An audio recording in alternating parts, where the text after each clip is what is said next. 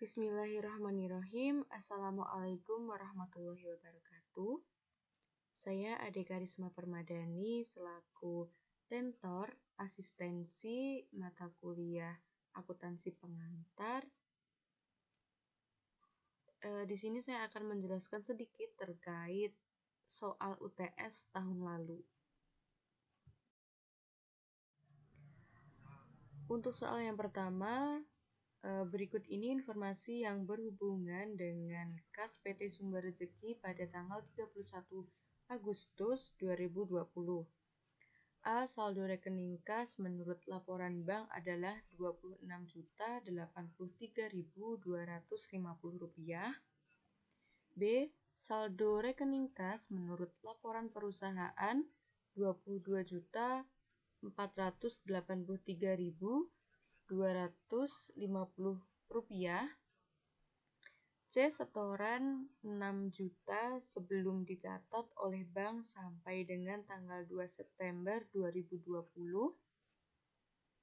D. Biaya administrasi bank sebesar 300.000 belum dicatat oleh perusahaan. E.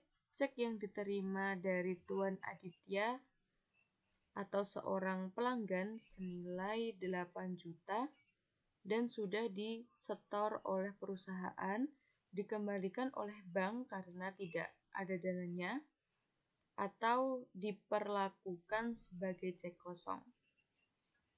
Poin F. Cek yang ditarik namun belum diuangkan ke bank sampai tanggal 31 Agustus 2020 adalah cek nomor 111 sebesar 3.800.000, cek nomor 112 sebesar 2.700.000. Poin G. Bank telah menagih piutang wesel sebesar 11 juta. Transaksi ini belum dicatat oleh perusahaan. H. Perusahaan keliru mencatat pembayaran utang kepada PT Sumber Makmur sebesar 1 juta, keliru dicatat 3 juta. I. Perusahaan keliru mencatat pembayaran biaya listrik sebesar 900.000, keliru dicatat 300.000. C. Pendapatan jasa giro bank sebesar 1 juta rupiah. Nah, dari ini kita diminta untuk membuat jurnal yang diperlukan, kemudian laporan rekonsiliasi bank per tanggal 31 Agustus 2020. Dari soal dapat dibuat jurnal koreksi. Nah, yang pertama di sini ada kas debitnya 11 juta, kemudian piutang wesel kreditnya 11 juta. Lalu kas 1 juta debitnya, kemudian pendapatan giro di kredit 1 juta. Kas debit 2 juta, kemudian utang usaha kredit sebesar 2 juta, kemudian biaya administrasi debit sebesar 300.000, kemudian kas kredit 300, lalu piutang usaha sebesar 8 juta debit, lalu kas kredit sebesar 8 juta. Kemudian yang terakhir biaya listrik debit 600.000, kemudian kas kredit 600.000. Langkah selanjutnya kita perlu membuat laporan rekonsiliasi bank, yang mana teman-teman perlu membuat tabel yang berisi ada 3 baris. Di bagian atas yaitu PT Sumber Rezeki, kemudian di bawahnya laporan rekonsiliasi bank, lalu di bawah per 31 Agustus 2020. Catatan bank. Saldo kas menurut catatan bank di soal sebesar Rp26.083.250. Kemudian nanti ditambah setoran dalam perjalanan sejumlah 6 juta, yaitu totalnya Rp32.083.250. Kemudian nanti dikurangi jumlah saldo yang beredar, yang mana di soal diketahui cek nomor 111 sebesar Rp3.800.000 dan cek nomor 112 sebesar Rp2.700.000. Nah, ini nanti dijumlahkan kemudian ketemu hasil Rp6.500.000. Nah, untuk saldo kas menurut catatan bank disesuaikan itu pengurangan dari Rp32.083.250 dikurangi Rp6.500.000. Kemudian ketemu hasil Rp25.583.250. Nah, lalu selanjutnya untuk catatan perusahaan, saldo kas menurut perusahaan ini nanti dicari terlebih dahulu. Sebelumnya teman-teman perlu mencatat piutang wesel di soal sudah diketahui yaitu sebesar Rp11 juta, kemudian koreksi kesalahan atau cek sebesar Rp2 juta, pendapatan jasa giro sebesar Rp1 juta, kemudian nanti dijumlahkan ketemu hasil Rp14 juta. Kemudian untuk biaya administrasi sebesar Rp300.000, lalu cek kosong sebesar Rp8 juta, lalu koreksi PT Sumber Makmur atau koreksi listrik itu sebesar Rp600.000.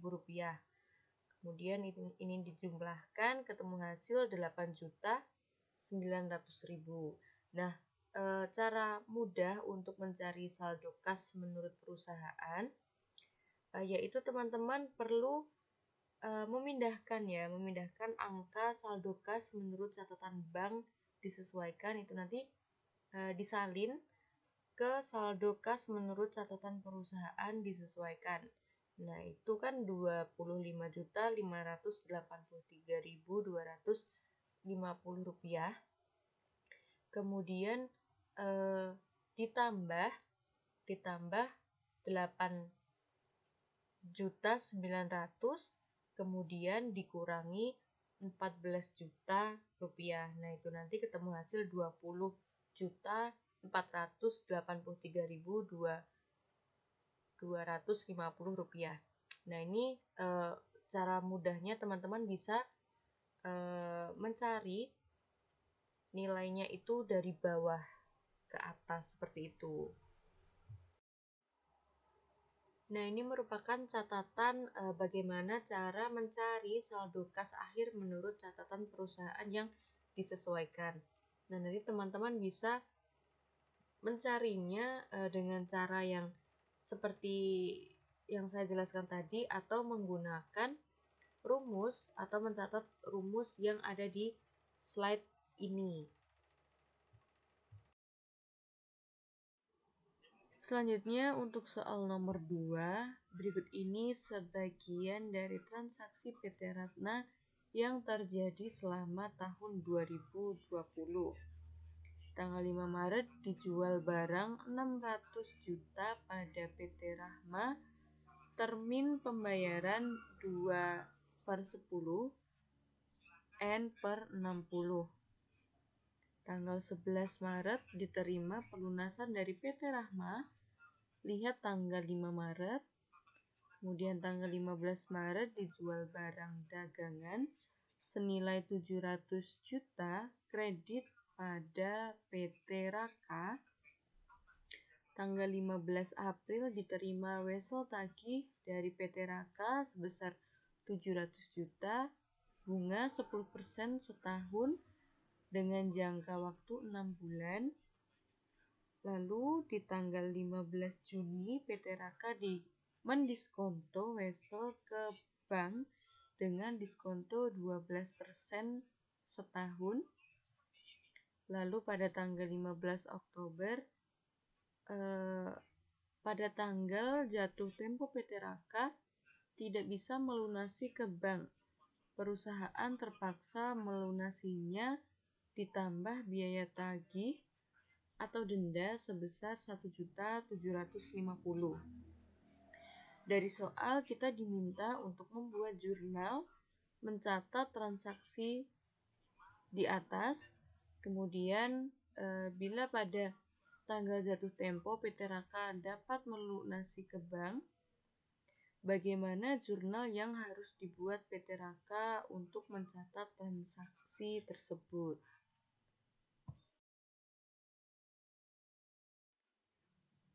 Dari soal kita bisa membuat jurnal untuk mencatat transaksinya.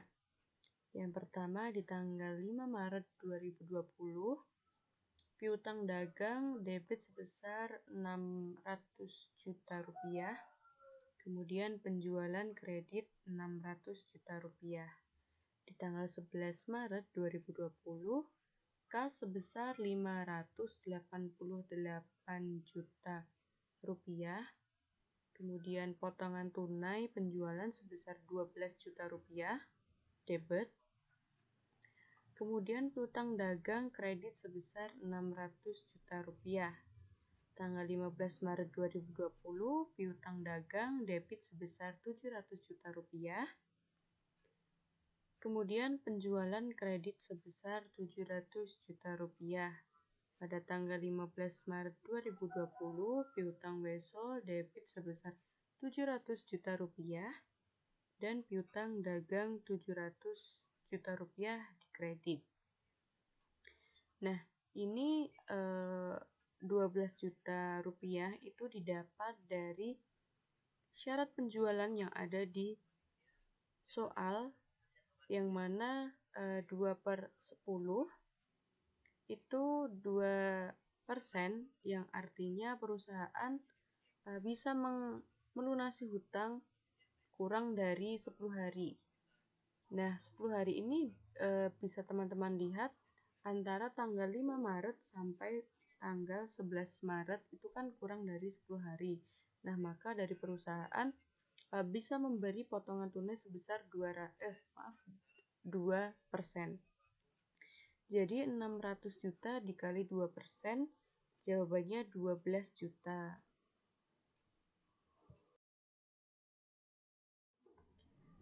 Lalu kita perlu menghitung nilai jatuh tempo piutang wesel. Untuk mempermudah, di poin A kita harus menghitung tanggal jatuh tempo piutang wesel terlebih dahulu. Yang mana rumusnya tanggal jatuh wesel sama dengan tanggal pembuatan wesel plus umur wesel. Yang mana tanggal jatuh wesel itu tanggal 15 April 2020 ditambah umur wesel sebesar 6 bulan sama dengan tanggal 15 Oktober 2020. Selanjutnya menghitung nilai jatuh tempo piutang wesel. Nilai jatuh tempo untuk piutang wesel berbunga itu rumusnya nilai nominal plus bunga wesel. Nah, untuk nilai nominal piutang wesel sebesar 700 juta, kemudian bunga wesel itu rumusnya 700 juta dikali 6/12. Nah, 6/12 itu bulan tanggal jatuh weselnya, kemudian dikali 10%, yang mana ketemu hasil 35 juta, kemudian ditambah, lalu ketemu hasil nilai jatuh tempo sebesar 735 juta. Tanggal 15 Juni 2020, perusahaan mendiskontokan atau menjual wesel ke bank. Nah, ini kita perlu menghitung hari diskonto terlebih dahulu.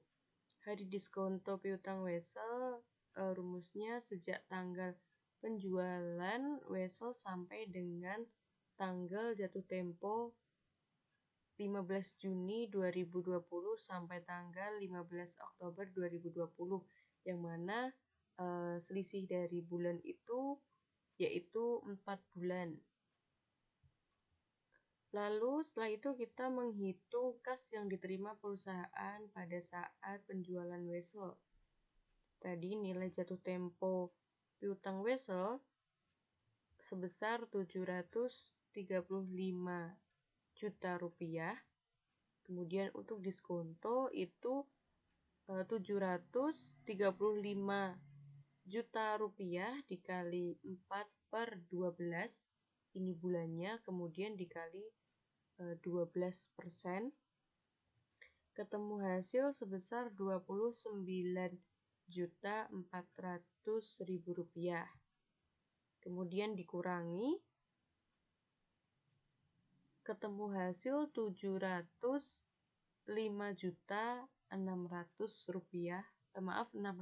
rupiah. Itu merupakan kas yang diterima. Nah, sehingga kita dapat membuat jurnal. Untuk kas itu debit sebesar 705.600.000 rupiah dan biaya bunga sebesar 29.400.000 rupiah itu di debit. Kemudian untuk di piutang wesel kredit sebesar 700 juta rupiah dan pendapatan bunga sebesar 35 juta rupiah. Nah, ini merupakan jurnal pendiskontoan wesel. Tanggal 15 Oktober 2020 piutang wesel jatuh tempo karena PT Raka tidak bisa melunasi ke bank, maka perusahaan Ratna yang harus melunasi ke bank.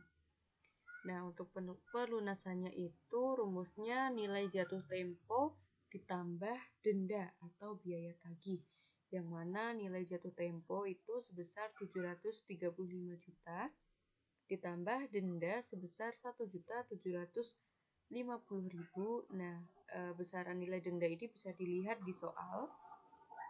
Kemudian kita jumlahkan dan ketemu hasil 736.750.000 rupiah.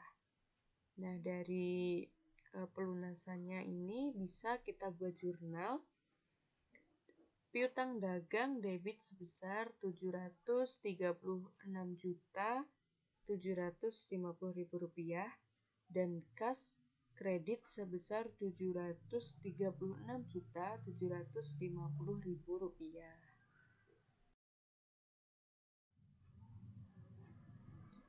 Nah, dari perhitungan yang sudah kita kerjakan di atas, dapat disimpulkan bahwasanya nilai nominal wesel sebesar 700 juta rupiah, kemudian ditambah, kita menghitung bunganya terlebih dahulu, tadi sudah ketemu 35 juta rupiah. Nah, selanjutnya kita ketemu nilai jatuh tempo sebesar 735 juta rupiah. Kemudian dikurangi diskonto sebesar 29.400.000, lalu harga jual wesel atau nilai wesel diskonto itu sebesar 705.600.000 rupiah. Nah, di tanggal 5 Juni kas debit sebesar 705.600.000 rupiah. Kemudian piutang wesel kredit sebesar 700 juta rupiah, pendapatan bunga sebesar 5.600.000 rupiah secara kredit. Di tanggal 15 Oktober piutang wesel diskonto sebesar debit 700 juta rupiah, piutang wesel kredit sebesar 700 juta rupiah, lalu piutang wesel 701.750.000 rupiah, kas sebesar kredit 701.750.000 rupiah. Nah, ini di 15 Oktober ini disesuaikan juga denda yang sudah tertera di dalam soal. Poin B, apabila PT Raka tidak bisa melunasi ke bank, bagaimana jurnal yang harus dibuat oleh PT Ratna. Nah, ini pada soal PT Raka mampu atau bisa melunasi bank, maka PT Ratna tidak membuat jurnal apapun. Soal nomor 3, diketahui transaksi dan informasi pembelian, penjualan, dan saldo barang bulan Januari 2020. Untuk tanggal 1 Januari, saldo awal 5.500 kilo dengan harga satuan 1.100 rupiah. Kemudian tanggal 5 Januari, pembelian 19.000 kilogram dengan harga satuan 1.200 rupiah. Tanggal 10 Januari, pembelian 20.000 kilogram dengan harga satuan 1.300 rupiah. Kemudian tanggal 13 Januari, penjualan 30.000 kilogram dengan harga satuan 2.000 rupiah. Kemudian tanggal 15 Januari ada pembelian 24.000 kilogram dengan harga satuan 1.400 rupiah. Kemudian tanggal 20 Januari ada pembelian 20.000 kilo dengan harga satuan 1.500 rupiah. Kemudian yang terakhir di tanggal 25 Januari terdapat penjualan 40.000 kilogram dengan harga satuan 2.000 rupiah. Nah, di soal ini kita diminta untuk menghitung nilai persediaan akhir HPP atau harga per produk dan laba kotor dengan metode LIFO, FIFO, average atau dengan menggunakan metode PC. Untuk langkah yang pertama, teman-teman perlu menghitung terlebih dahulu barang persediaan untuk dijual. Nah, barang yang tersedia ini terdiri dari saldo awal dan pembelian. Nah, ini diketahui bahwasanya pada tanggal 1 Januari terdapat saldo awal sebesar 5.500 kilo dengan harga satuan 1.100 rupiah. Nah, ini nanti tinggal dikalikan. Kemudian hasilnya 6.050.000. Kemudian di tanggal 5 Januari terdapat pembelian 19.000 kilogram, lalu harga satuannya 1.200, kemudian dikali dan hasilnya 22.800.000 rupiah. Di tanggal 10 Januari terdapat pembelian 20.000 kilogram, kemudian dikali dengan harga satuannya 1.300, kemudian ditemukan hasil 26 juta rupiah. Selanjutnya tanggal 15 Januari terdapat pembelian juga sebesar 24.000 kilogram dikali harga satuannya 1.400, hasilnya 33.600.000 rupiah. Lalu yang terakhir di tanggal 20 Januari terdapat pembelian sebesar 20.000 kilogram dikali harga satuannya 1.500, lalu hasilnya 30 juta rupiah. Nah, jumlah barang tersedia untuk dijual, nah ini dijumlah dijumlah barang-barang yang tersedia ini dijumlah, kemudian ketemu hasil 88.500 kg. Kemudian untuk jumlah dana atau jumlah uang yang diperlukan atau total dari jumlah barang itu ketika dijumlahkan jumlahnya 118.450.000 rupiah. Langkah selanjutnya setelah teman-teman menghitung jumlah barang persediaan untuk dijual, yaitu sebesar 88.500 kg. Kemudian di sini teman-teman diminta untuk menghitung unit persediaan akhir, yang mana hal ini merupakan bagian dari penjualan. Mungkin langsung saja, pada tanggal 13 Januari penjualan sebesar 30 kg. Kemudian di tanggal 25 Januari terdapat penjualan sebesar 40 kg. Nah, kedua penjualan ini ditambahkan, kemudian hasilnya 70.000 kg.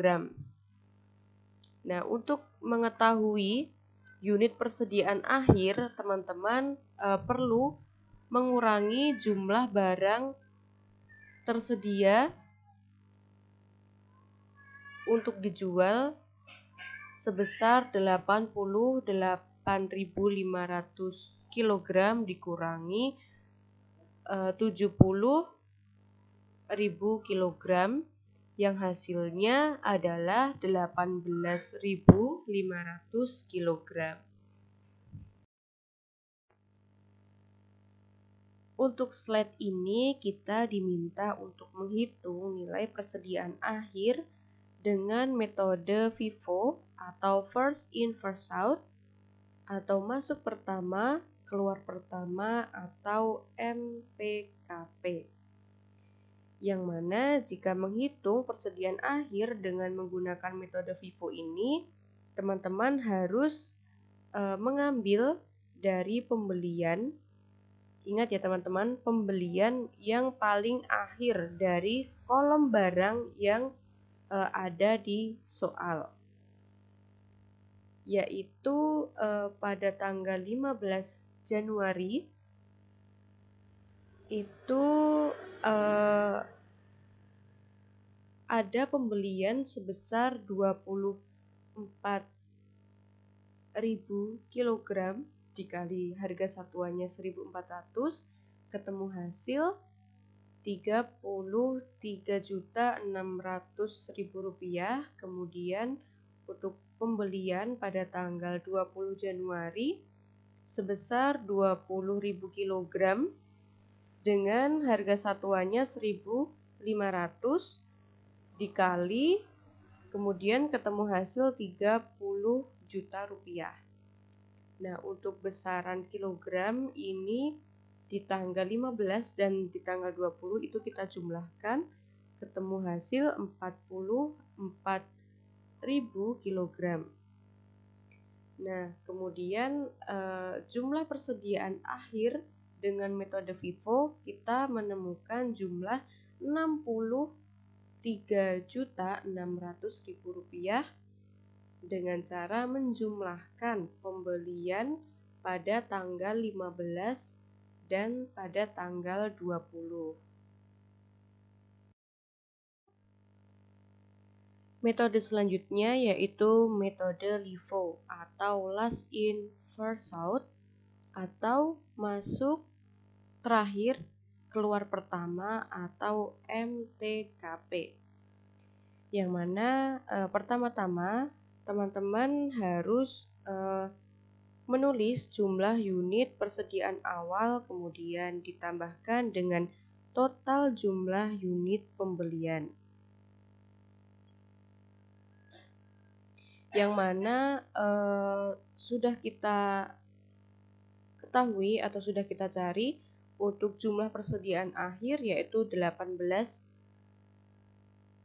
1.500 kilo. Nah, ini barang dari saldo awal di tanggal 1 Januari terdapat 5.500 kilo, yang mana harga satuannya yaitu 1.100, lalu dikalikan ketemu hasil 6.050.000 rupiah. Untuk barang pembelian pertama pada tanggal 5 Januari sebesar 19.000 kg dikali harga satuannya 1.200, hasilnya 22.800.000 rupiah. Nah, ini persediaannya kita jumlahkan, yaitu ketemu hasil 24.500 kg. Nah, untuk jumlah atau penjumlahan dari barang dan harga satuan, yaitu ini kita jumlah ketemu hasil 28.850.000 rupiah. Jadi ini merupakan jumlah persediaan akhir dengan metode LIFO, seperti itu. Selanjutnya kita diminta untuk mencari rata-rata atau average, yang mana jumlah persediaan sudah kita cari, yaitu sebesar 18.500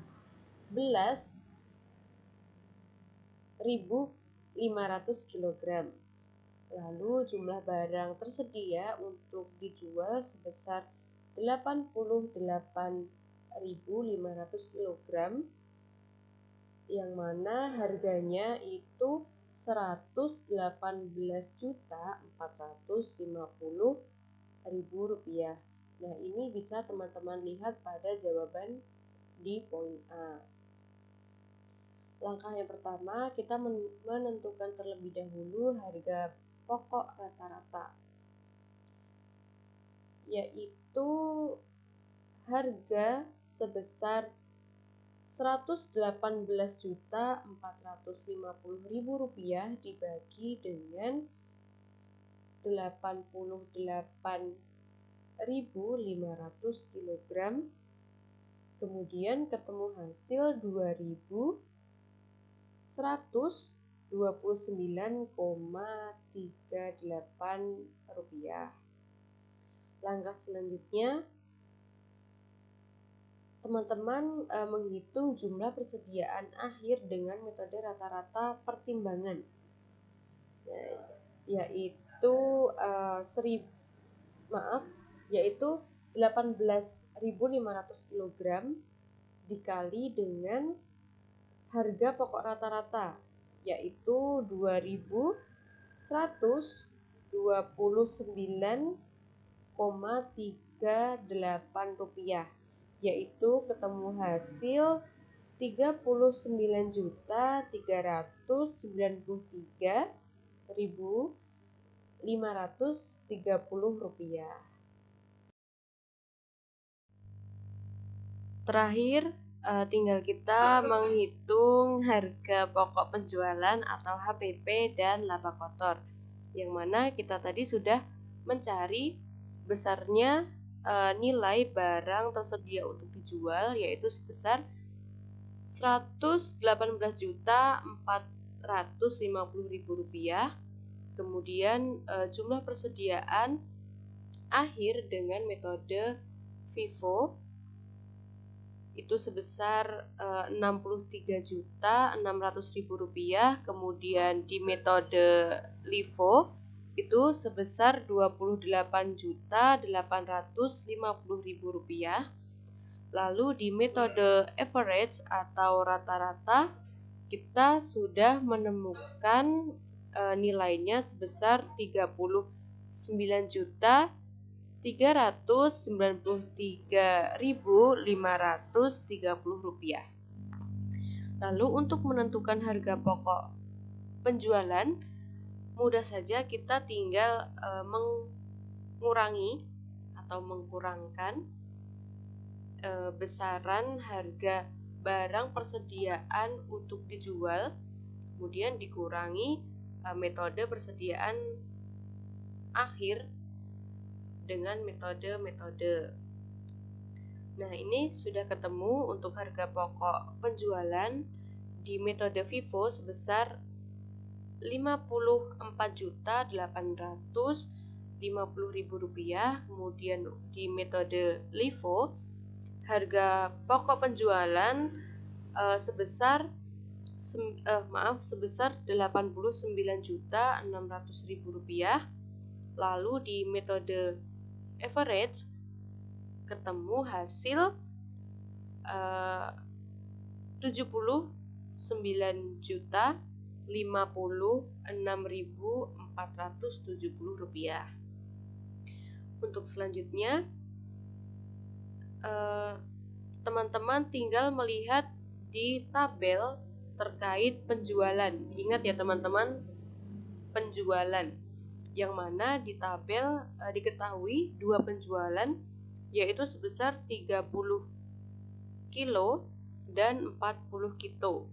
40 kilo. Keduanya dijumlahkan ketemu hasil 70.000 kilogram lalu dikali 2.000. 2.000 ini berasal dari harga satuan 30.000 kilo dan 40.000 kilo. Lalu 70.000 kilo dikali 2.000 ketemu hasil 140 juta rupiah. Nah, kemudian di metode FIFO, LIFO dan harga rata-ratanya sama, yaitu 140 juta rupiah. Selanjutnya untuk harga pokok penjualan itu nilainya sama dengan tabel yang ada di atas, yaitu untuk metode FIFO sebesar Rp54.850.000, kemudian di metode LIFO sebesar Rp89.600.000, dan untuk di metode average sebesar Rp79.056.470. Nah, ini tinggal dikurangkan saja, kemudian akan ketemu hasil laba kotor. Nah, untuk laba kotor di metode FIFO ketemu hasil Rp85.150.000, kemudian di metode LIFO laba kotor ketemu hasil Rp50.400.000. Kemudian di metode rata-rata laba kotornya ketemu hasil Rp60.943.530.